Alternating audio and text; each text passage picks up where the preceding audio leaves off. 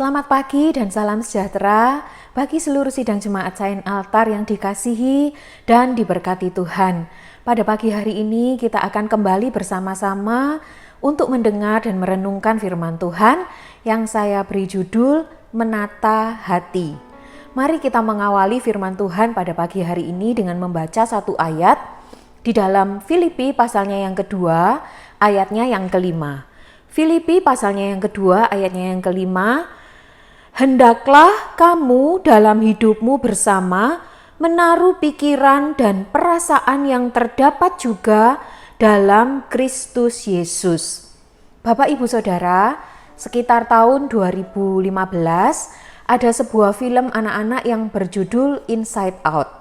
Film ini mengisahkan tentang 5 macam emosi yang tinggal dalam pikiran seorang anak. Suatu hari anak ini harus pindah ke rumah baru dan itu menjadi pemicu yang menyebabkan emosi di dalam pikirannya ingin memegang kendali.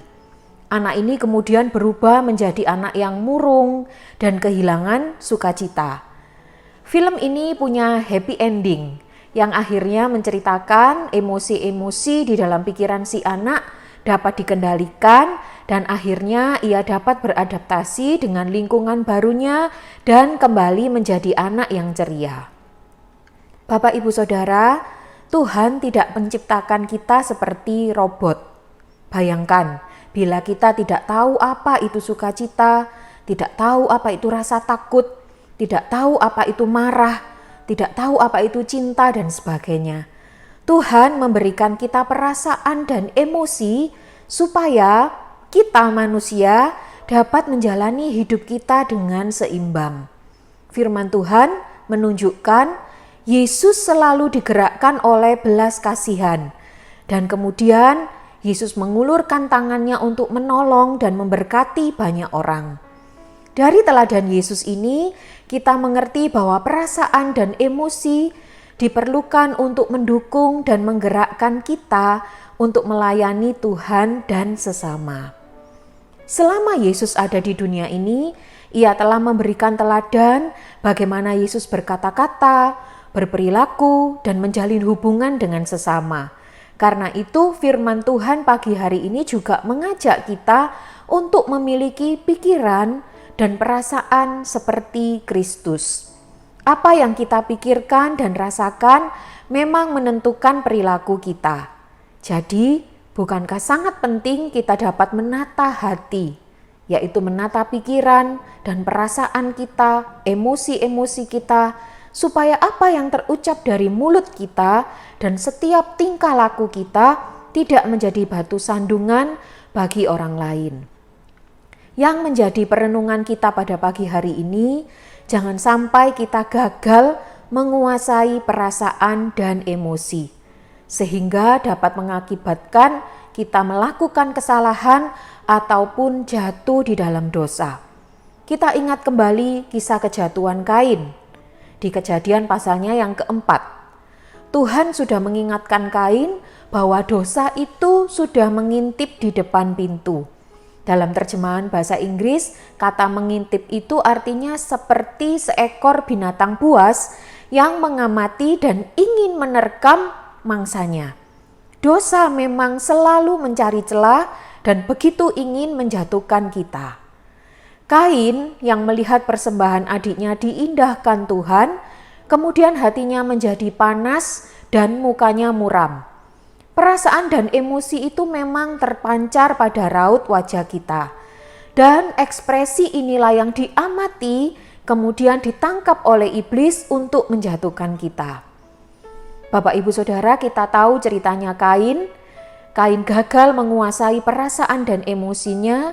Ia memilih untuk memuaskan dan meluapkan emosinya dengan cara membunuh adiknya. Bapak Ibu, bagaimana dengan kita? Apakah kita juga pernah atau sering gagal menguasai perasaan dan emosi kita? Berapa banyak masalah terjadi karena kita memilih untuk melampiaskan emosi kita dan akibatnya hanya menimbulkan luka, hubungan-hubungan yang renggang, penyesalan yang mendalam, bahkan bisa kita kehilangan rencana Tuhan yang besar seperti Musa yang pada waktu itu karena dia marah, dia tidak bisa menikmati rencana Allah. Mari kita belajar menata hati, yaitu menguasai perasaan dan emosi kita. Sebab tidak ada orang yang kebal terhadap godaan. Dan di sekitar kita pasti banyak hal yang setiap saat bisa menjadi penyebab untuk kita meluapkan emosi kita. Kita yang mungkin saat ini sedang menghadapi masalah karena kita gagal menguasai emosi, mari kita terbuka, jujur, dan bersedia membereskan masalah kita di hadapan Tuhan. Memang tidak mudah untuk menata hati, apalagi kita yang mungkin punya pikiran bahwa temperamen saya memang seperti ini, watak saya dari dulu begini, dan mengubah watak itu begitu sulit, pengaruh hormon dan sebagainya.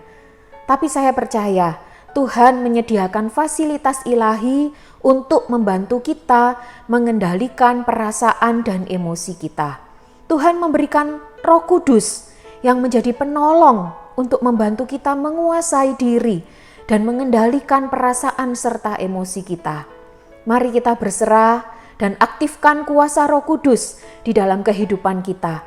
Mari kita jalani kehidupan kita setiap hari dengan pertolongan Roh Kudus, sehingga kita dimampukan untuk menata hati kita, menguasai perasaan dan emosi kita.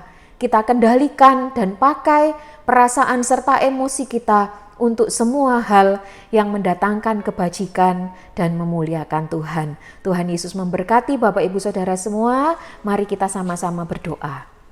Tuhan Yesus, terima kasih buat berkat firman Tuhan yang sudah kami dengar pada pagi hari ini.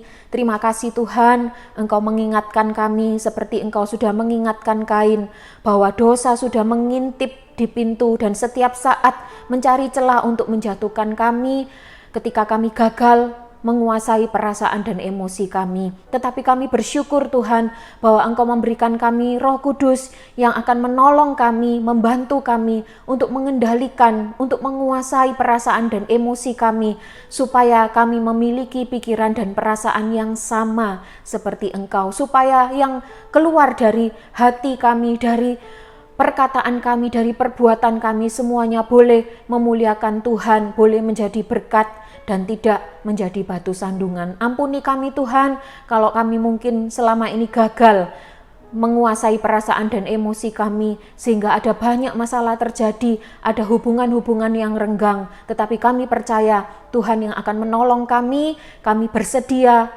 untuk dipulihkan oleh Tuhan, untuk dijamah oleh Tuhan, untuk diubahkan oleh Tuhan, sehingga hidup kami semakin hari semakin berkenan kepada Engkau. Terima kasih, berkati seluruh sidang jemaat-Mu sepanjang hari ini, pimpin dan sertai kami menjalani hari ini dengan baik bersama dengan pertolongan Tuhan. Terima kasih, kami mengucap syukur dan sudah berdoa di dalam nama Tuhan Yesus Kristus. Haleluya, amin.